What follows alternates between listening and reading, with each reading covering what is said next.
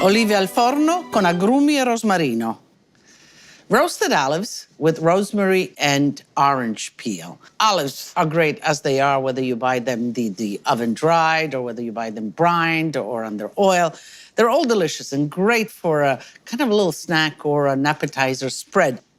These are particularly nice. They're big Cerignola olives. And Cerignola is a town, and this is the olives that they enjoy there, and they cure them and so on. I like them as they are, but I like them also baked. So let's put the herbs in, some rosemary and some thyme. Garlic, sliced garlic, some olive oil,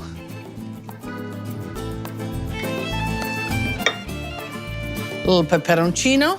I like a little spice, maybe a little more peperoncino, just like that. And the orange peel. I sliced off the orange, just like that. Make sure that you don't get the pith.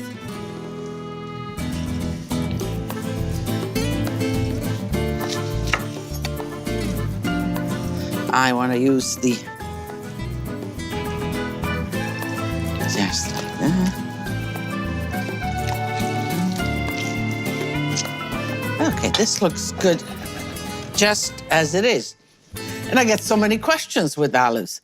And this is from Rose Muley from California.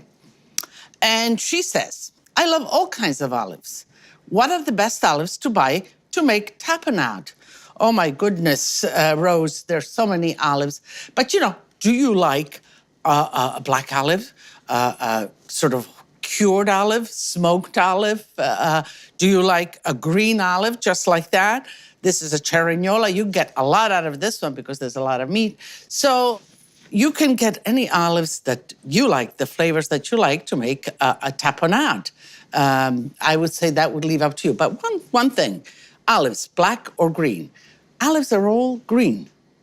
And as they mature, as they get older in a sense and more mature, they become speckled and then they become black.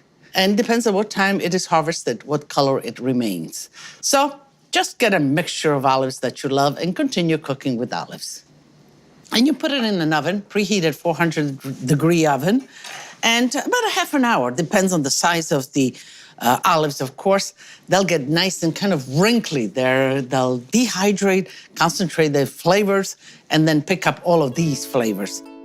Olives makes, of course, the great olive oils, but also the curing of olives, very traditional, brine, then oil, all kinds. And inevitably, they come at the table with prosciutto, with the salami, with the cheese. It's just part of that kind of combination that welcomes you and your dinner party starting. The olives are done. You can see how they shrunk and they picked up all of the flavors that we put in here. So let's pick them out and let's add some more flavor. And they're still warm. And I like serving them when they're warm.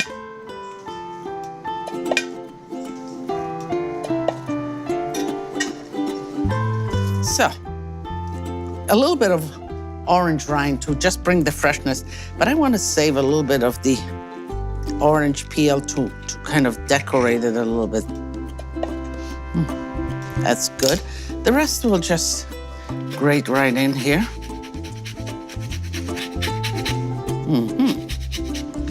Okay. And then here I have some fennel powder. Just a little, not too much, but a little bit of fennel powder. And I know you're gonna ask, so where do I get fennel powder? Well, fennel seeds, you're used to fennel seeds. These are fennel seeds. And you put them in a spice grinder and you get fennel powder. So you can make that yourself. So let me just, and this is done. Just like that.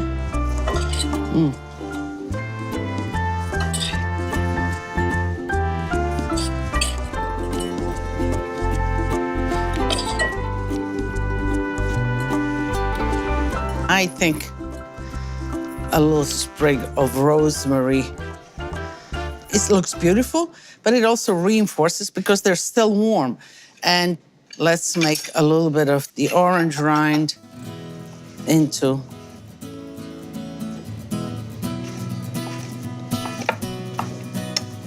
just like that. Let's just sprinkle them on top. Just like that. It's a beautiful presentation, simple. And, you know, whenever you're serving olives, always put a little kind of container to capture the pits. So as they're eating them, because these have pits, and advise your guest of the olives that have pits, and then they can rest them someplace.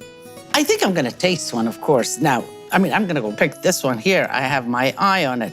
But otherwise, put little toothpicks by, or a small fork if you have, so they can pick their olives out. So, let me taste. Very olivey, very green. Garlic, a little bit peperoncino, a little bit of orange. All that adds to the complexity of an olive. Beautiful, easy recipe, and your guests will love it.